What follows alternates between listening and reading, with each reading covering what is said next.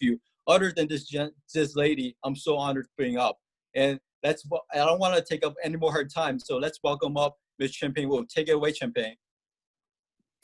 Thank you, Chang, for the wonderful introduction right there. A lot of thank you for, it feels great to be able to work with you and also to, coach you. I feel like we all learning, right? And we all get to learn a lot. And by far, I think Chang is one of the best students because he's just so good with money, right?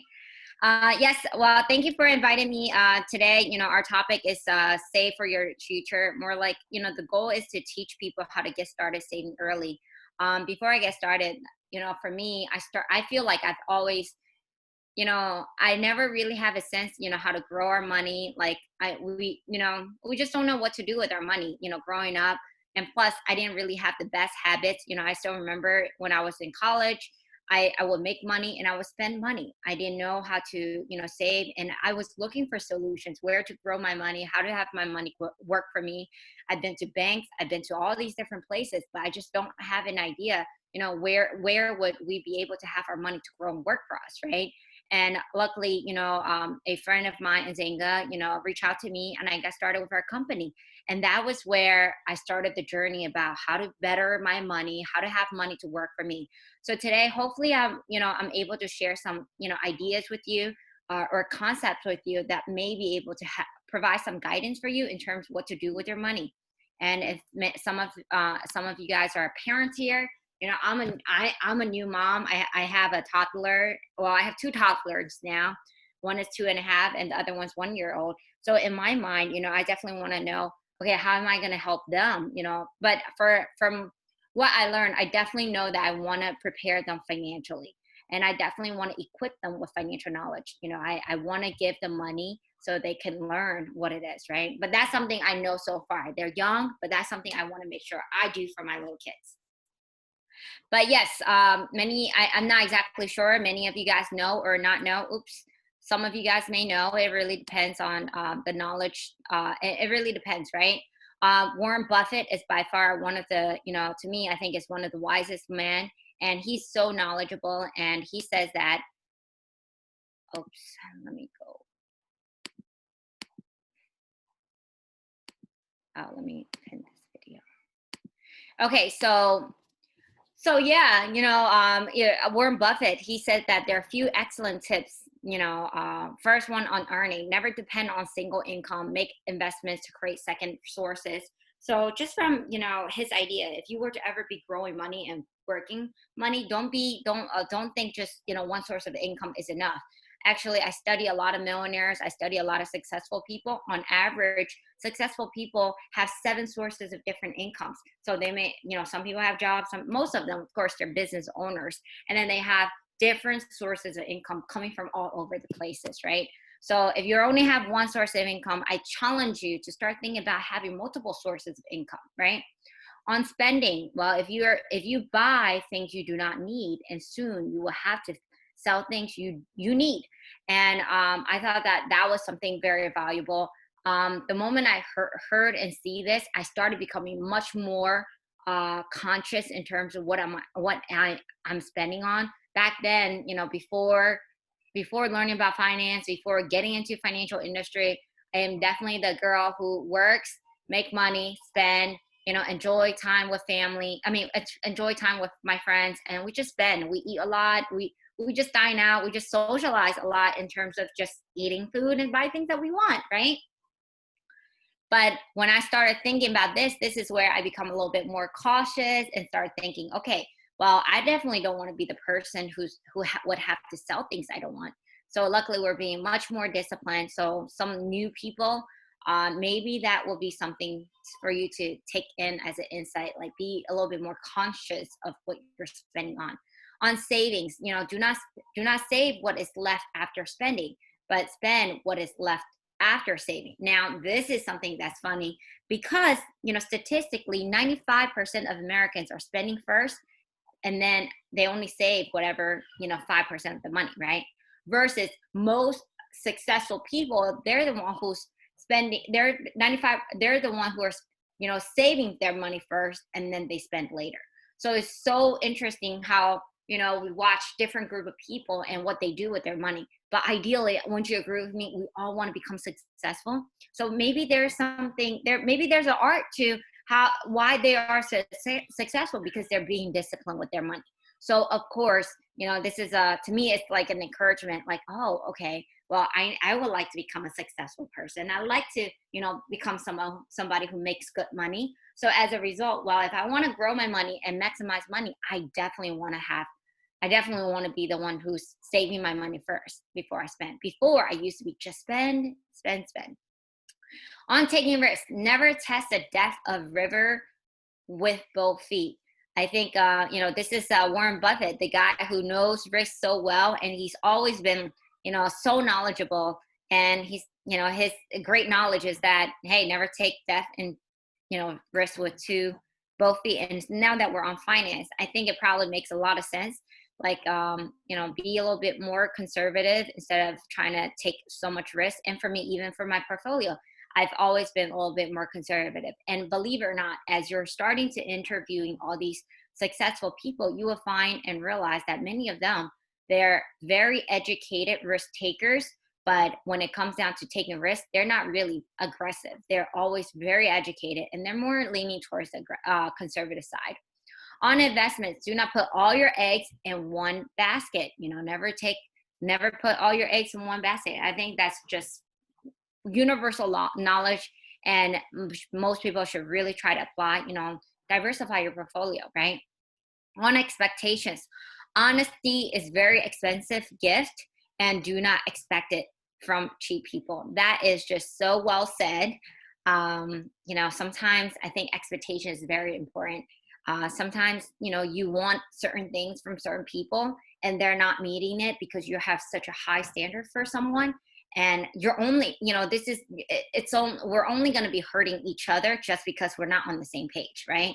So I think it's really an art of understanding people, an art of communication, an art of, sanity. Don't drive yourself crazy, trying to expect something that will never happen, right?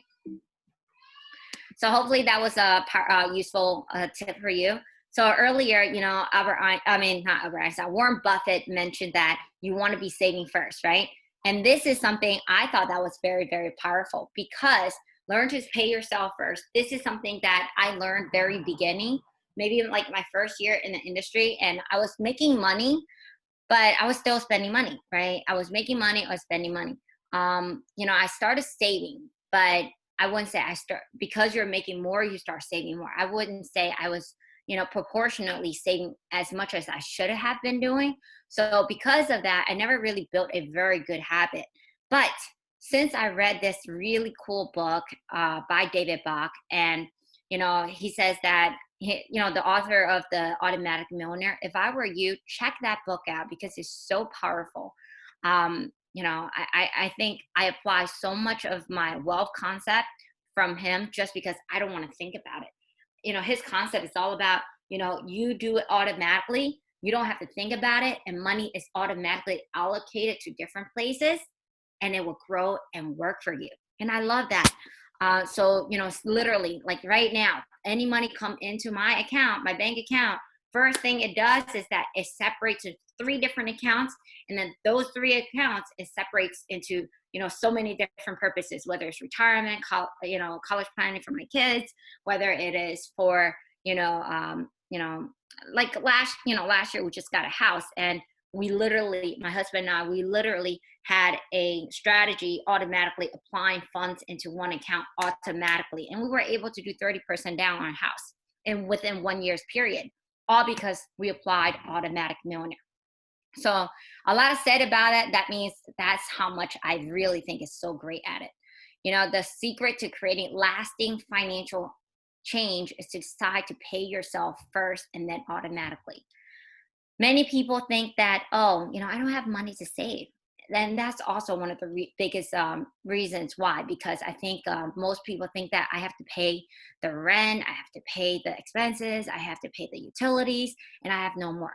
Well, if you're able to switch that idea and start paying yourself first, then all of a sudden, you'll be able to start finding money. And how much? Well, I like his concept, and I kind of started out like that too. Well, 1 hour of your income, Chang shared, I started pretty young. And when I first started, I was pretty broke. I didn't have a lot of money, and I was only earning $10 an hour. From $10 an hour minus tax, probably just $7, right? I think that, you know what, I could totally afford to save $7 an hour, $7 a day, that 1 hour of my working time towards my better future. And I think that was the best decision ever made, right? And it's automatic. I don't have to think about it. Money's automatically applied, and it grows and works for me, right? So where do you allocate your funds? Well, as most people are receiving money, and I've been, doing a lot of coaching and teaching a lot of people. What I find was so useful. I mean, there's another book called The Secret to Millionaire Mindset. That was a really, really good book by Eckhart Tolle, and I read his book. I like his philosophies, but then there's one chapter in terms of how to grow, how to allocate your money, and he recommended 5 different accounts. I literally used that and applied it, and for me, I find that it was too much. 5 accounts, a little bit too much. It's not doable for me.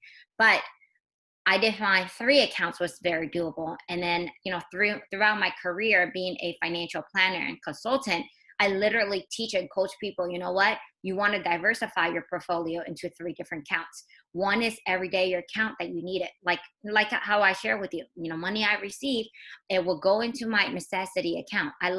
I even label my accounts. It says necessity account, right? So I remember, oh, this is something that it's just mandatory, right? And then I put in emergency funds. I label it emergency fund. But then when I say emergency fund, normally, emergency funds are money that you want to save from 3 to 6 months of your income, right? So for me, I would label it as emergency fund in case, something happens, then, we would need to. But in my mind is that never, ever touch that emergency fund. Now, let me tell you, in the very beginning, it was a little bit of a struggle for me to build that emergency fund because there are so many times where I had to tap into my emergency fund. But throughout the years, I get to practice and practice, I get better. And what I'm trying to tell you is that it is an art. It is an art of building emergency fund. Nobody gets really good at it in the beginning. We all practice until we get great at it. I mean, very fortunately, I'm much, much better than, last year. And last year was much better than the year before. But I got to say, there's much more room to get better. It is an art, right? And then there's another strategy, putting funds in long-term strategy. And that's where I say, you know what, even long-term strategies, we would think about, okay, how do we diversify, right? But anyways, these are 3 major accounts that I would allocate my funds, right? And I think the rule to, have a good budget, and if people are really interested, we also teach how to budget and how to find out what is that necessity amount. Is there, tweaking that you need to do? How do you allocate a little bit more, right? Better, more efficiently. We could actually do that as well, maybe next time. But Rule 72, this is a very powerful concept that I learned from very beginning, and I thought that it's something that if everybody could learn this, then everybody will know how money works. And of course, you got to apply it to right places. And it's funny for me, at least for my marriage today, until I discover later, you're going to hear from my little siblings a little bit. I always thought that I made an impact on them by showing them Rule 72, right? Many of you guys have probably heard of compound interest. It is such a complicated formula. Look at this. Can you even tell? And it's too much work. It's too much work to even think about it, right? Well, if you want to know how money works, you got to understand compound interest. But there's a simpler way. And Albert Einstein is the man who, he derived it and made it much simple for entire Earth, I would say. You take the number 72, divide by the rate of return. That's how much time it takes for your money to double once. So say example, if you have your money in an account that gives you 1%, right? Then you do the math, 72 divided by 1%. Every 72 years, your money's going to double once, right? So imagine if you're 29 years old. You're 29 years old and you're leaving your money in a 1% account. It means 72 years. That's when you're going to have another double. So 29 plus 29 plus 72. that's when you're going to turn 101. Your money finally doubled from 10,000 to 20,000. It's not bad idea to think, oh, I leave my money there and it doubles. Not bad. But the question is that, are we going to be able to enjoy it, right? Are we going to be alive, right? And that's where having money in the right place is so important. But what if we could have our money in an account that gives you 4%? Wouldn't that be better? Well, you do the math. 72 divided by 4%. Every 18 years, your money is going to double once. So same thing, 29 years old, you have that 10,000, right? If you want to have your money grow and double for you, well, you know, having that 4%, 18 years later, you're going to be 47 years old, right? And you have that 20,000. Another double later, 18 years later, you're going to be 65, 40,000, right? Isn't this so much better than, you know, waiting until 101? And hopefully you could wait until that time, right? You don't even know if you're going to be around. And then if you were to have your money at a 8% return, well, you do the math, 72 divided by 8. Every 9 years, your money is going to double once, right? You're 29 years old and you have that 10,000, right? 9 years later, you're going to be 38 years old. You're going to have 20,000, right? Another 9 years later, you're going to be 47.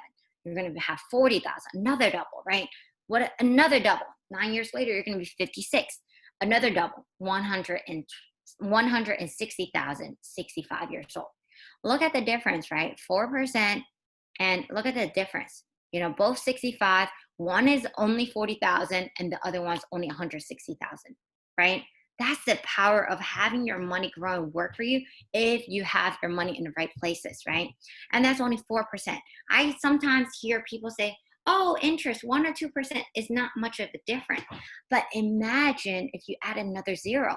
Imagine that was 400,000, and imagine that was $1.6 million. That's a huge difference. 4% does make a big impact, right? So rule 72, guys, I really hope and encourage you guys to maximize and understand, because from now, like, since I know rule 72, I thought it was just one of the most powerful thing ever. I still remember when I first started, you know, in the financial industry, my little siblings was my guinea pig. I literally pulled Xiao-Ying, one of the my youngest sister, to next to me, and I started doing rule 72 with her. I thought I made an impact on her with that, but you know what? Later on, I found out it's a little bit different, but that's okay.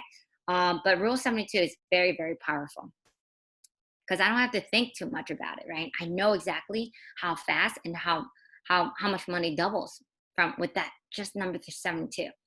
And another thing is that, you know, like, compound interest is just so powerful. A lot of people don't really see it. Albert Einstein says that the compound interest, compound interest is the eighth wonder of the world, right? You either have money working for you or you're going to be working for money. That's powerful. And I can explain that with this scenario. You know, what if you were to compound a penny a day for next 30 days, right? What if you were to do that? How would that look like? Well,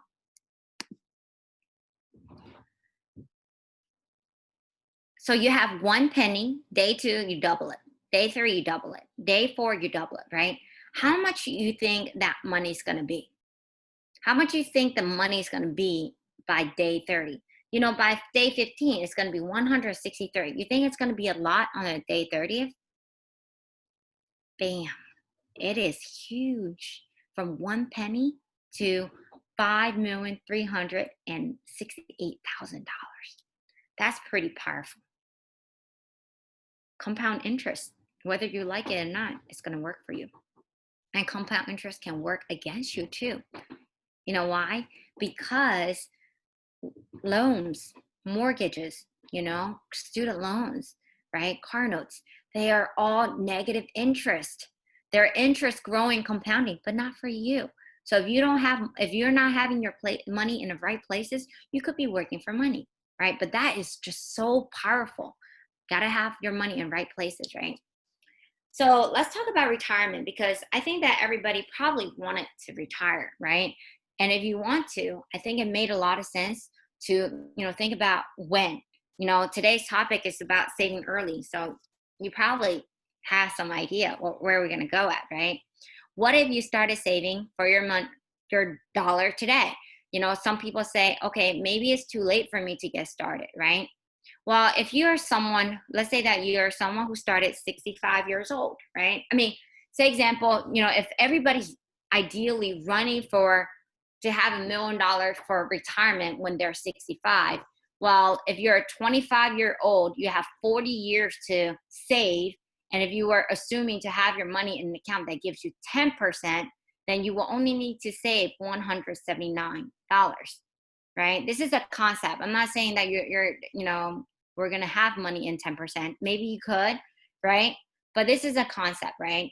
But what if you only have 30 years to save, right? Well, look at that. From just $179 a month, all of a sudden you have to save so much more. You have to save 3 times more than what you were doing just being 10 years younger, right?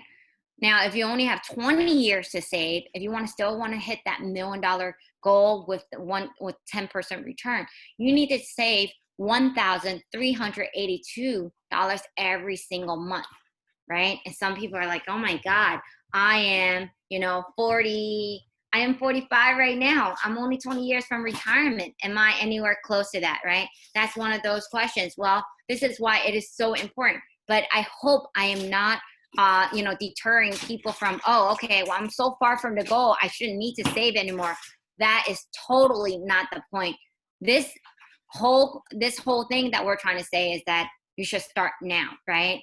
Let's say if you only have 10 years to save, well, then you got to save so much more just to make up in time. Time is money. You lose the time, you're going to lose, to me, I think there's no such thing as waiting, right?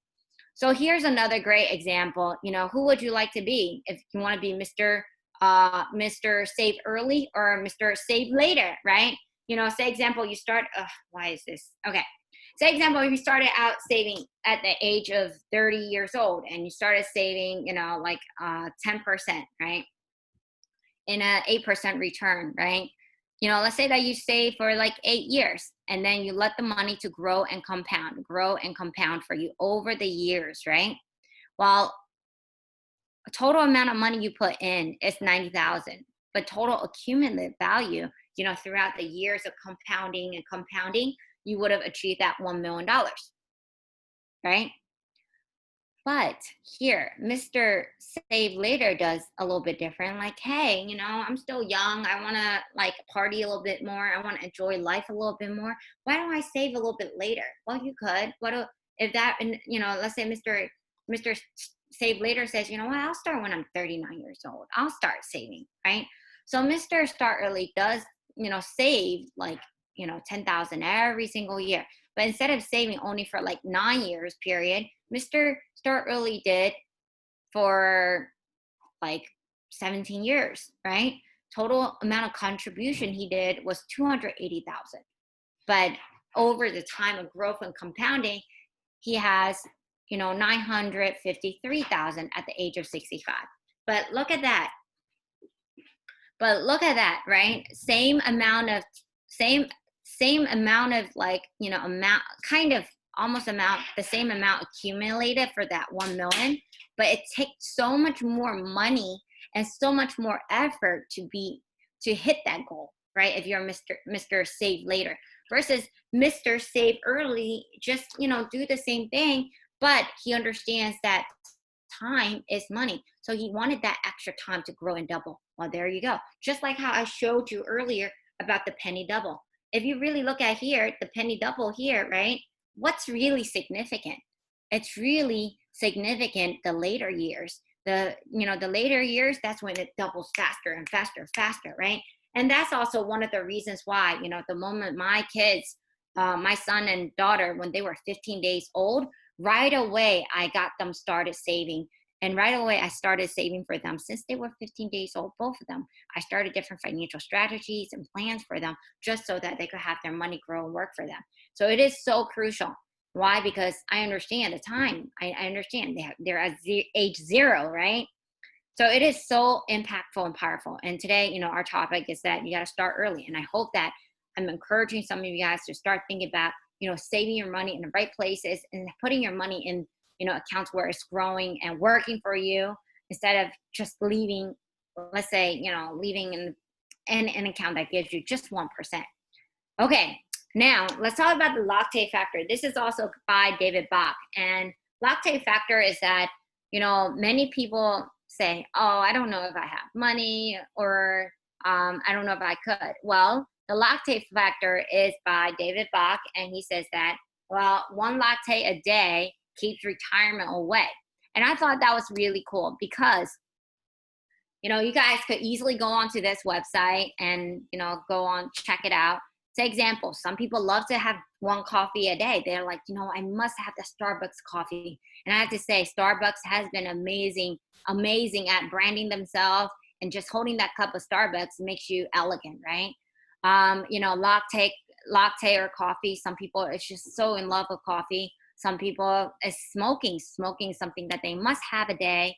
Some people it's like, what, I have to, go party. I have to entertain. I have to, gym membership or whatever it is that they're really looking. And that's, costing them some amount of money, every weekly or every monthly, right?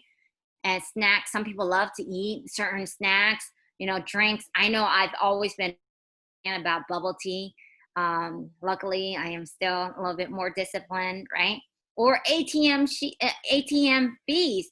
Some people are eating up their wealth just by, using the ATM and getting a lot of ATM fees, right? So this is a perfect example. Let's say if we were to do that, classic, latte coffee example. Let's say that, let's say $5 it costs for a Starbucks, one of those nice drinks, right?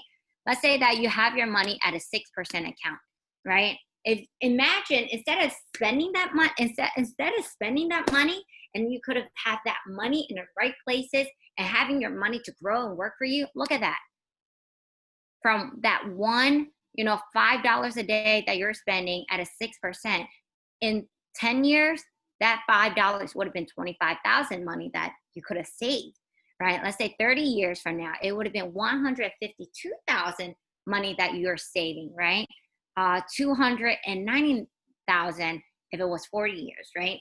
But look at that. If we were to change that to an 8% return, let's say that you're putting your money in the right places, and then look at that. It's a huge difference, right? You either have money working for you, or you're going to be working for money. And I am not saying that you cannot have your, latte every day. You could have maybe a little bit more alternate, choice. Maybe drink from home. This is one great example. But there are a lot of people out there who are going after that Starbucks cut. And nothing wrong with Starbucks. I think Starbucks is great. It's just that they're doing so well that people are spending their money out with them every day. They're doing great. It's a great company, huh?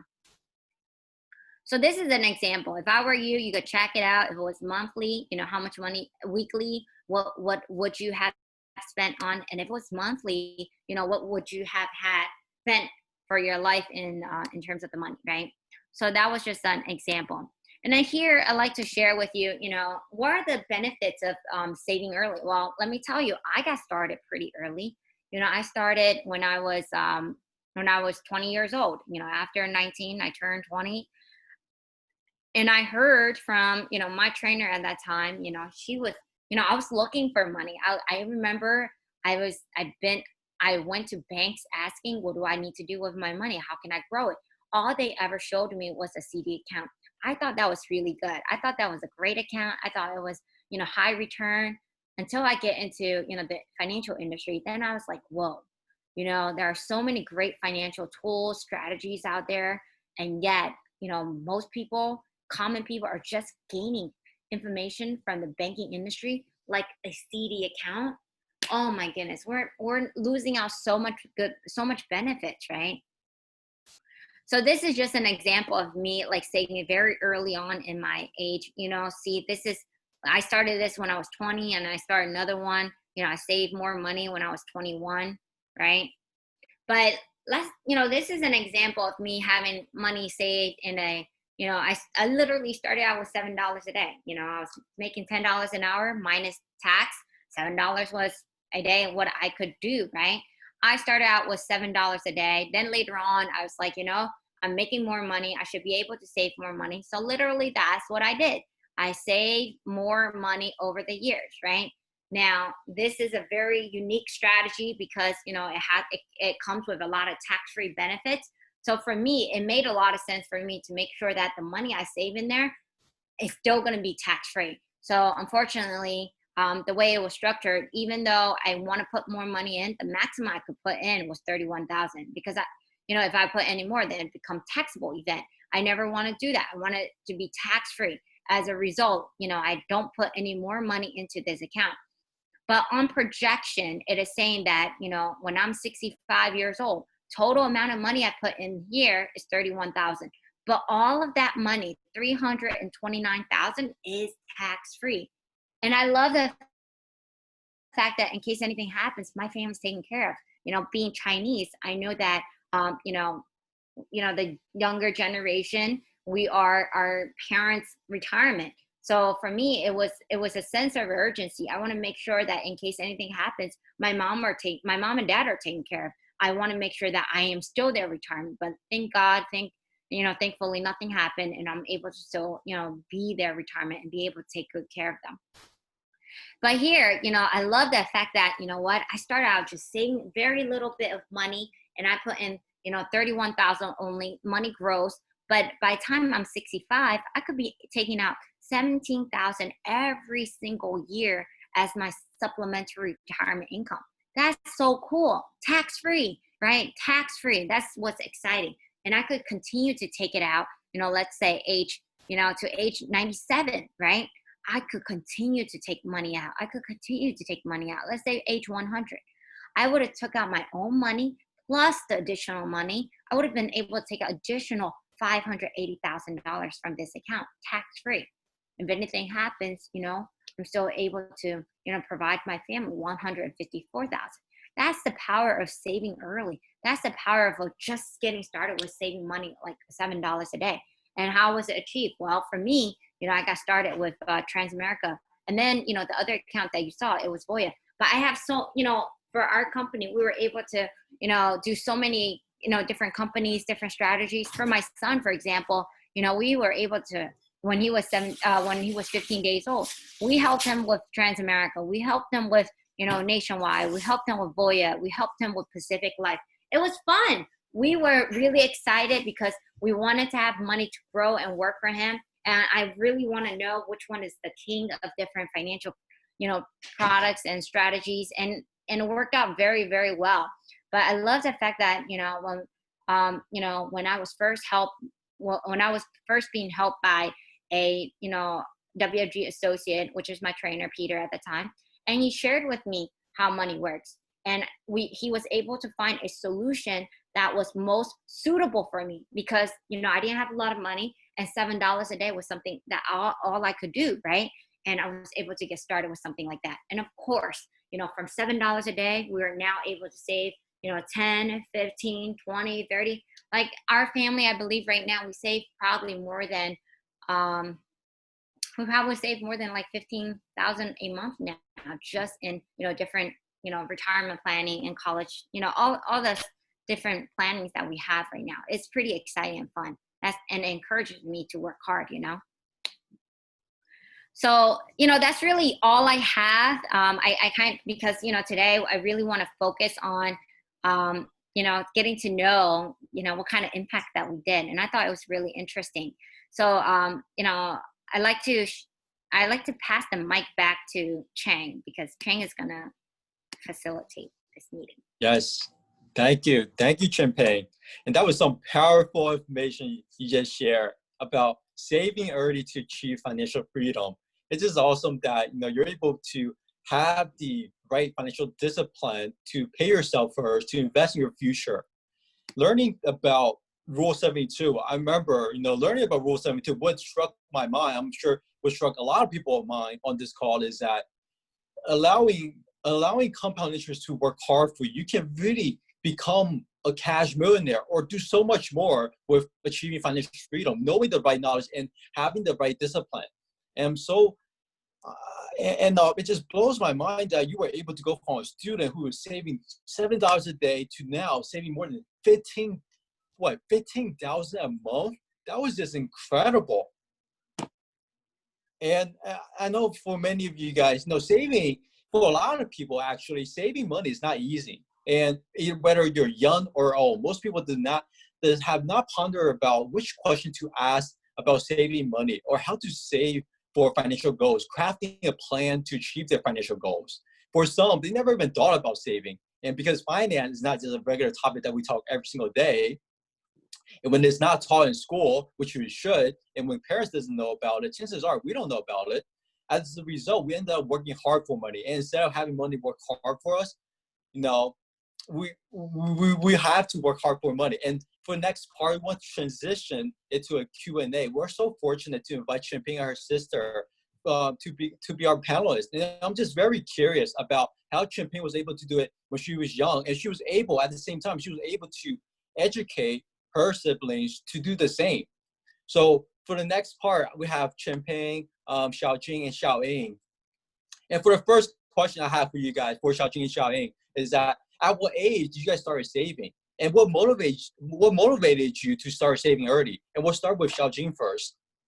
Okay, thank you for the introduction, Chang. Actually, so I think I got started when I was 15 or 16 years old.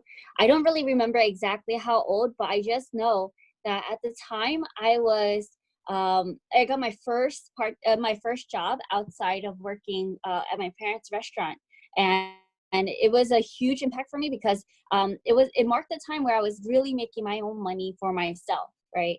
And Champagne noticed, right? And she came to me and she said, Xiaojing, I know that you're working now, but where are you saving your money, right? And I didn't really think about where or how significant that would be. But she said, but I told her, I just save my money at home. I'm not doing anything. I just put it in a bucket, right? And Champagne said, that's not safe at all, right? And it dawned on me that, yeah, she's totally right. It's not safe. And I didn't even have a savings account or a checkings account at the time. So she said, hey, why don't we get you set up with a savings account? It's safer, right? So I did that. And especially watching Champagne and Fei growing up, knowing our parents worked hard, and seeing my two older sisters pay for their own college and education, that's the same thing I wanted to do. And it became a huge goal for me. And also a huge motivation for why I got started. Right. That's awesome. Mm-hmm. And it's so true that I can relate. I'm sure many of you guys on this call can relate that when, oftentimes for first generation immigrants or second generation, when parents doesn't know about they're one of the great characteristics about immigrants that they're willing to work hard. However, at the end of the day, when they're working hard for money, they really know how money can work for them, and that becomes a problem. And I'm so glad that your sisters were able to become a role model for you about saving early, about having these financial discipline. And for some of you on this call, maybe it's time for you to think about, hey, how can I become a role model for my kids, or how can I be a role model for my children, right, or my siblings? Okay, pass it to you, Xiaoying. What motivated you to start saving, and when did you start saving? Thank you, Chang. This is a really great question. Actually, when I thought back out about it, I found it pretty fascinating. I actually started saving really early, around 8, 9. That was when I was first able to, my parents were, we usually get red envelopes as a Chinese tradition, right? And so it was the first time my parents let me to keep my own red envelopes, right? And so I don't have a habit of spending in the first place because I work in the restaurants with my parents since I was very young, watching them work hard. It made me feel like I needed to save money so that we can have it. Because they're always working hard for money. So I was thinking if I have enough money, I can retire them, or that I can have that money where I don't have to feel so uneasy about not having enough, right? So that's when it started. I started to save money, and it almost became a natural habit for me. And then over the years, I just don't have that habit of spending. And I'm so grateful that my parents taught me this way, and with the impact of my siblings as well.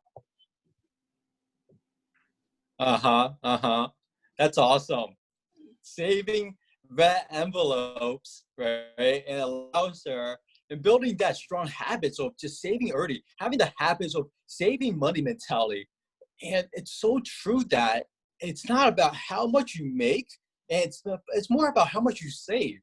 As someone who's young, you're able to develop that mindset, develop that habits of saving early, and that's just incredible. And that's just gonna compound, like compound interest. It's gonna become that snowball effect. When you're able to make more money and when you're in a better position, you're just gonna automatically save more, and that is awesome. Now, a follow-up question on the notion of having money working for you, right? I'm sure many of you guys on this call are wondering, are curious about how to have money working for you. And maybe right now you may be working, and I just want to know where did you start saving your money initially, and how are you having your money working for you? Now, I would like to ask Xiaojing first. Xiaojing? Oh, yes, thank you. So actually, the way I got started, it's a funny story. Just like how Chimping shared, she had us as her guinea pigs. So I went to one of her presentations where she did Rule 72, and it did leave a small impression, right? However, the bigger impression that she left on was the little analogy that she used, right? At the time, she said, some people leave money at home and put it under their mattress. And at the time, I actually literally had money sitting under my mattress, right? And she said, the chance of you leaving your money under your mattress, there's a big chance that, if you have mice in your house, they'll come and pick and eat at the money, right? However, if you have it in a bank, there's an opportunity, even if it's a little bit of interest, it can grow over time, right? So, she really put me in perspective where it's like, do I want to put my money where a part of it's being taken away, or do I want to put money where it can potentially grow, right? So even though it was a savings account at the time, it really left me impression to, really consider where can I really have money to work for me rather than have my, work harder and harder for money. And even to this day, I'm always constantly thinking about, is where I'm saving right now the best place to put it? Or if it's not, where else can I look for? Where else can I invest it so that it's really working for me, and instead of me working harder and harder for every cent, right? Yes, you're right. Definitely.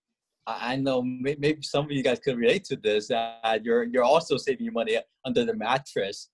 And I hope that starts to change where, everyone have their beginning stage. Of course, she may be starting out under her mattress, and then she slowly moved to transition into a bank, right? The savings, and then furthermore, now she's saving her money at a higher rate of return. That's where she's really able to allow her money to work hard for her. And what about you, Xiaoying?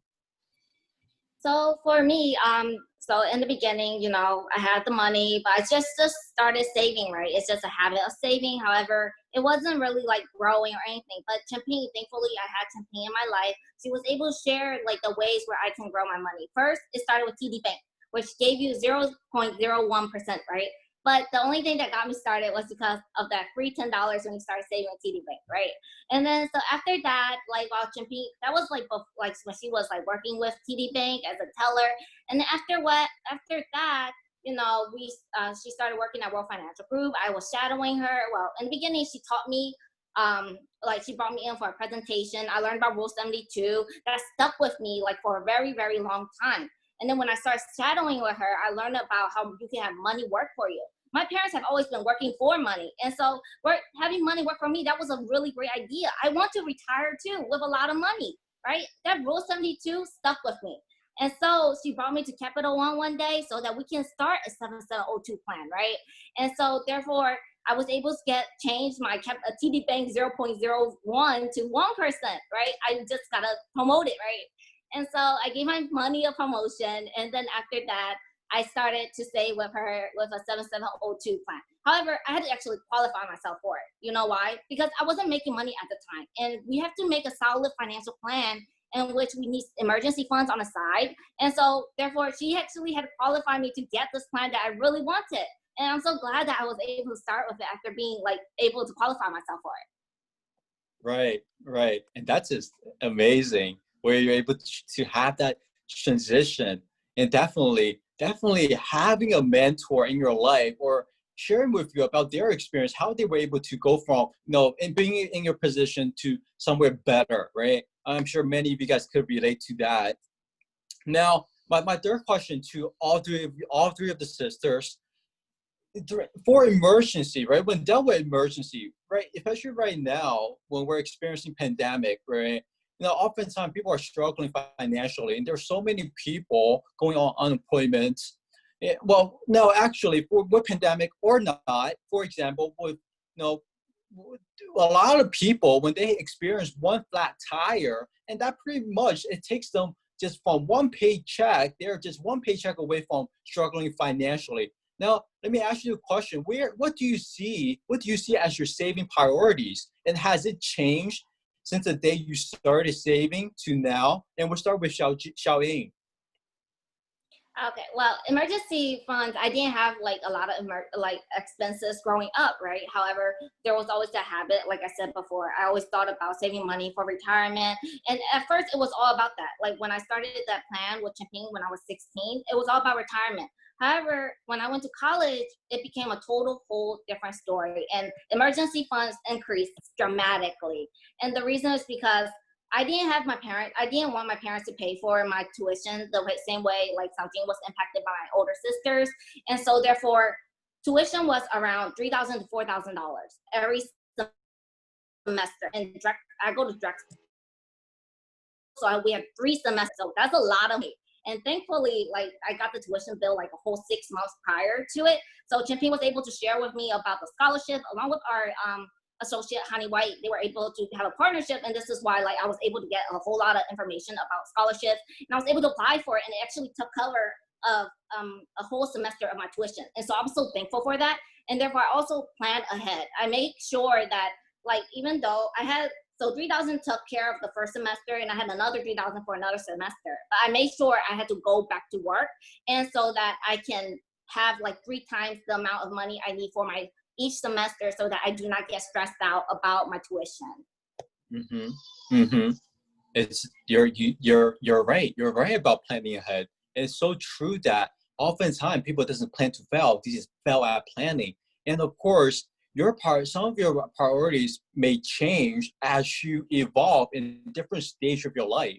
And you said it so well. For your priority right now, as this college student, as someone who is young, your priority to pay off that college tuition, and you're thinking about it in your mind so that you can work hard towards that goal. And that's so important. That that comes down to having the same goal when you purchase a car, making another purchase of a home, and for retirement, right? Having a goal in mind and knowing how much you'll need to save to get to that goal.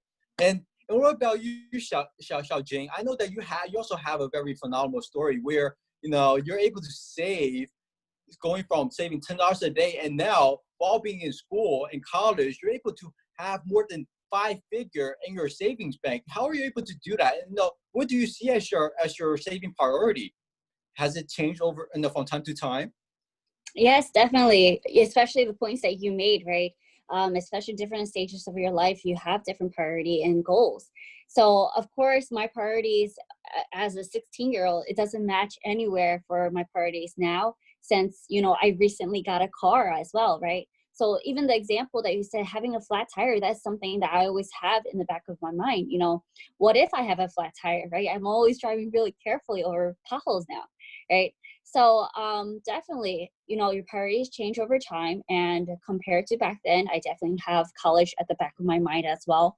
Right now, I always have to consider, when I'm planning for my emergency fund, when I'm planning for how much I'm saving for the future, I have to consider, how much is in my bank account? Will it cover my tuition for this year?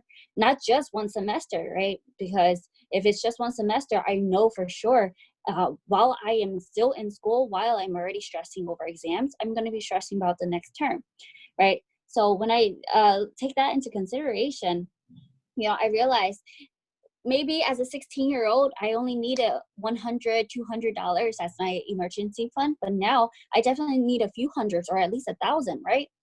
And actually, you know, I learned a little bit from you, Chang, you know, seeing that you were able to, you know, go through college, and as soon as you graduate, not much later, you were able to pay off that tuition or your loans all together, right? That left a huge impact for me. And because of that, one of my guidelines for how much I save in my bank account is, will this cover my college? You know, will it cover my loans? So that's kind of how I see it now, my priorities. Mm-hmm. Mm-hmm. And that's so true. And having a saving mindset is important. And of course, focus on your goals. And of course, now I want to hear from your perspective, Champagne. You know, you were able to go from a student who was saving $7 a day, and now saving thousands of dollars every single month. You know, what do you see as your saving priorities, and how has it changed from a student until now? Thank you, Chang, for the question. For me, I feel like I actually had to learn many mistakes from, you know, many financial mistakes in order to get better. And, you know, it's so wonderful to be hearing from my sisters how they're able to be much better and more disciplined with their money. I do remember that, you know, saving money for long term wasn't hard because it was a quick decision I made. You know, that $7 a day that I made, it was so quick, and I didn't have to think about it. I don't see it, I don't touch it. It's being saved, it's growing and compounding. But then when it comes down to building emergency fund, that was actually something I struggled for maybe like 2-3 years. Even though I was making 6-figure income, I do realize that there are many times where I had to touch into that emergency fund, whether to pay my taxes or whether it is to, you know, to do this and that, just because there is a lot of things that needed to be done because, you know, we have a family and all that. But you know, now I could be very proud and say that, you know, I'm so good at building a good emergency fund, because I shared with you that, you know, because of David Bach, you know, I read that book and I started implementing putting money in 3 different buckets, three different accounts. And honestly, like for me, you know, like WFG pays us every Tuesday, every Friday. Every time I get a paycheck, I have it set up automatically that this amount of money goes into my emergency fund and this other goes into my tax account. So I have it automatically set up, automatically. And then, you know, from my necessity accounts, it automatically like spread out into 14 different accounts for my long-term strategies. So yeah, it's really fun, but I you know, I think the best way to go about gaining financial freedom from building emergency fund or any financial planning is to become automatic. All I care about right now is making money, getting money from multiple sources of income. And I just focus on, hey, that necessity account that I have, I just need to make sure I have more. Because as long as I have more, it will automatically apply to all my other accounts.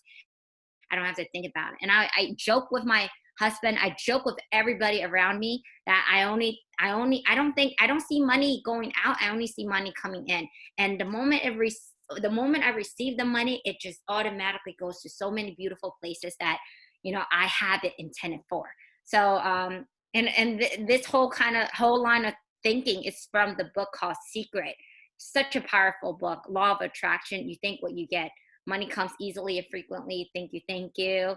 You know, no, and it's just so exciting when we're able to apply some, you know, top-notch financial concepts into our life. Thank you. Mm-hmm. Mm-hmm, mm-hmm. Yeah, thank you. Not just having the right mindset, but also you have to, you know, what you share is that you have to plan it out and separate each account, separate each priorities so that you can automatically fund it. When you don't see it, you don't touch it, right? And that also leads to my next question. You know, most people understand the importance of saving. Now, however, they never act upon it because they feel like it's difficult to save. And I hear that so often, you know, because they just don't have anything left. They just feel like they don't have anything left at the end of the month. You know, as young teenagers, how do you guys find it difficult to save, and how were you guys able to save money, and where did you where did you find money to save? Can we start with Xiao Jing? Yes. So I'll be honest. I think when I was younger, I was not the best saver. I was happy when my mom took my red envelopes away because it really contained my spendings. However, when I actually spoke with Chimping, because I always kept Rule 72 in mind, I didn't know how to implement it at 16, 15 years old. However, Chimping actually just asked me, Xiaojing, do you think saving $1 a day is good for you? I said, I think that's doable. That's not too hard. I also do that calculation in my mind that Chimping mentioned before. I work how many hours a day, subtract $1. That's nothing, right? So actually, honestly, I initially started with just saving $1 a day. And then later on, I realized I save $1 a day with Chimping, but then I still have a bucket of money left over that I didn't spend, right? So I'm like, oh, I can change that to $2, eventually $3. So it might be very intimidating to say, oh, let's just start a really big number. But everyone, as long as you start somewhere, right? There's always somewhere you can grow from. That it's always better than nothing, right? And it's always something I say with my other siblings, and they always say the same to me, is that who regrets saving money, right? So that's how I feel about it. Right. Yeah. So true. You have to learn how to have money working for you, so money can work.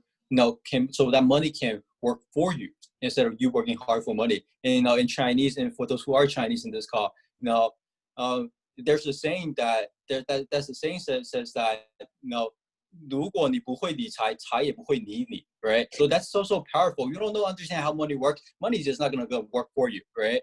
And it's so powerful to have a discipline that you started saving small. Doesn't matter, what stage you are. Just start saving small, and that once you able to maintain that habit, then you can do more. You can increase the value of it, and you can just do so much more for your financial future. Great answer. And what about you, Xiaoying? Well, earlier I mentioned about qualifying for the financial plan, right? At that time, I wasn't working yet. However, I was so sure that I was able to start saving, right? It was January 1st, okay? And I was like, Chimping, I think I can get ready to start the plan, right? She was a little hesitant because I wasn't working at the time, but then I made sure that I start working within a week from January 1st. And that's what I did. I went to look for a whole bunch of jobs, and then so I can make income source for this plan that I can have long term, right? I know that sacrifices have to be made in the beginning if you want a better retirement or have a better future. And so that's what I did in the beginning. And however, there was one time, during when I first got my tuition bill, right? That time it was really hard for me because it was really wiping away my whole entire emergency savings. And then so at that time it was a little, it's most of the time it's just the fear that you have before you actually do something. And so it's that, oh, I'm going to lose all my income. But honestly, once you start doing something to get rid of it, how can you find a solution to have more income so that the tuition doesn't become a problem in your life, right? And so that's what I did. I just went to find more jobs and more work for myself. And so, not only do you diversify your portfolio, you need to diversify your job, right? So that you have more income. And that's what I did. I started selling things. I started working in places. And that's what I did to have more income. And it works. So I'm really glad I did it too. So.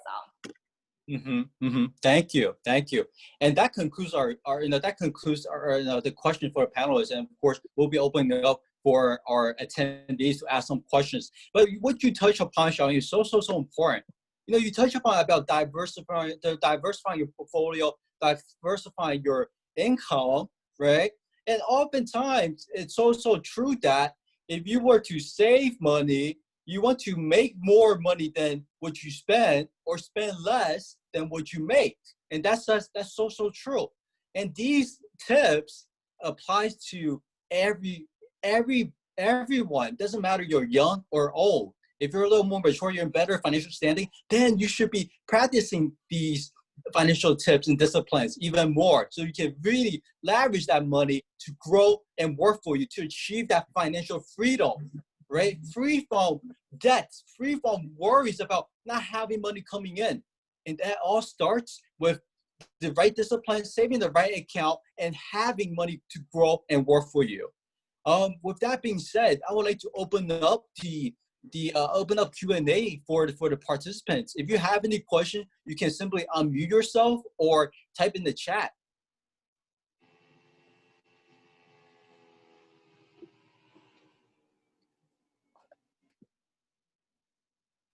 I see we have a lot of comments in the chat box.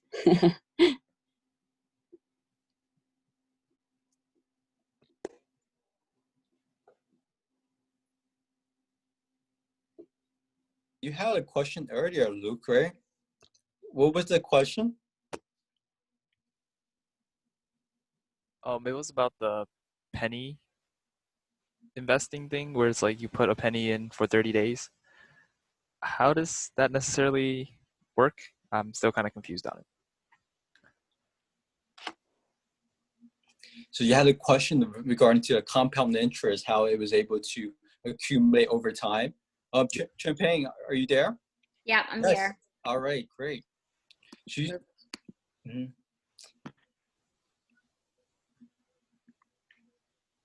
I need to pull it up first. Oh yeah, that's fine. You know, and that comes down to the concept of compound interest. How powerful it is. If you're able to apply it and leverage it, you can really take control of anything that you do. Luke, you have questions about the compound interest for a penny doubling a day? Yep. Yeah, so this is not based, I wasn't sure because you also had a question about 8%. This is definitely not an 8% return. This is saying that if you were to double, so literally it's saying that every single day you're having 100% return, right? Yeah. And obviously we're not saying that, you know, I'm not saying that, you know, I mean, if anybody say they're gonna be able to double your money every single day, then you probably really question and you know how likely that money is, you know, how reliable that person is, right? So I would definitely be very careful with that. But what the compound interest, what we're trying to share here is really having you understand that compound interest is very powerful.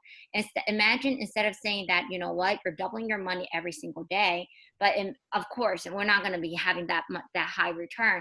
But imagine that was 30 years, right? You'll see that you'll grow a lot more money over the time period. But none of this magic really happened maybe year 20, because money takes time to grow. Compound interest takes time to grow. That's really the point of it. You know, through compound interest, it is very powerful. It's very, very powerful at the end. But the encouragement or the message here is that, you know, you got to get started. You got to get started, and you got to enable to give it time to grow and compound. Because think about it. If you knew that, you know, just from 1 penny a day, 30 days later, you have, you know, $5.3 million, wouldn't you say, oh man, if I knew that 1 penny's going to double crazy like that, why didn't I start with 2 pennies? Why didn't I start with 4 pennies, right? Yeah. Right? You're like, oh, it's like nothing in the beginning. Like what? Day 17, you're still only at 600. Some people are like 17 years later, you're talking about still that little bit money, right? But the compound effect really makes a big impact at the end. So that's why it is so important to, you know that you're, for the money game, you know that you're in the game for the long run. If you study Warren Buffett, for example, Warren Buffett, you know, didn't become wealthy overnight. Warren Buffett is known for accumulating his wealth and letting his money to really compound. I think he became, you know, one of the top net worth guy in his 60s, just because he is just that long-term guy, and he believes in saving money, compounding. And hey, he become one of the world's richest man. I hope that I answered your question, Luke. Yeah, it answers it. My other question was, where do you put your money for an 8% return annually compounded? That's a very, very good question. There's no such thing as a guarantee 8%. However, you can definitely diversify your portfolio where you could get 8% or even 9%. I mean, for me, like some of the accounts that I, you know, have, I calculated since the day I started until now, my average was around 8.5 to 8.9, right? That's how powerful it is. But the goal is to have much higher return. But also, given that you do want to make sure that you're putting your money in the right places, you know, can't imagine that if you continue to leave your money in a bank, it's going to become powerful and it's going to become, you know, 9% or 10%. It's impossible because a bank is designed to be fixed, right? You got to have your money in the right place, those right places where it does give you better returns. Mm-hmm. I hope that answers your question, Luke, and maybe some of you on this call as well. And thank you, Chimping, for sharing. And definitely, there's you want to leverage the power of compound interest. You know, knowledge is one part, but applying it is the other part, where we really want to look for and knowing where to put our money in, so that it can really have that compounding effect to work hard for us. Does anyone else have any questions?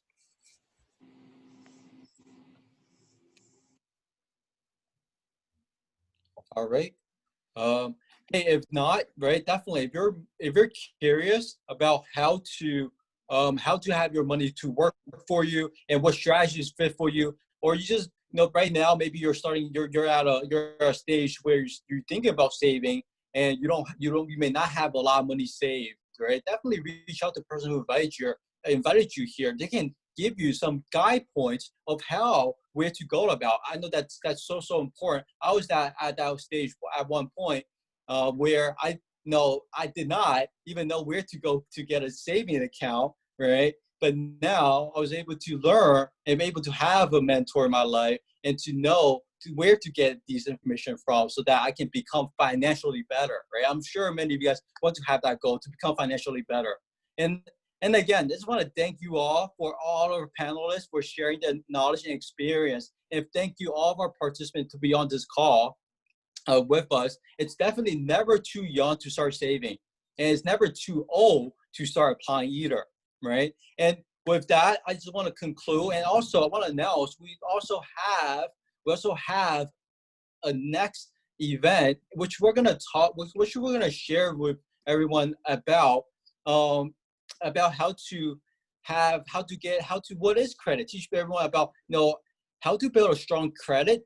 And I'm sure, and some of you guys may have questions about how to get credit cards, building strong credit and getting credit card. And that's also another way to reach your financial goals, whether it's your next step is about getting that car, is about getting that house, or getting any sort of loans. And that's where you really want to listen in, to get hearing all the tips and tricks so that you can take off in your financial journey. Definitely share the flyer with other people. Ask the person who invited you here, share with you the flyer, and definitely we'll be announcing our WeChat, also Facebook. So stay tuned, and we'll see you at our next event. Have a great Saturday, everyone. Bye.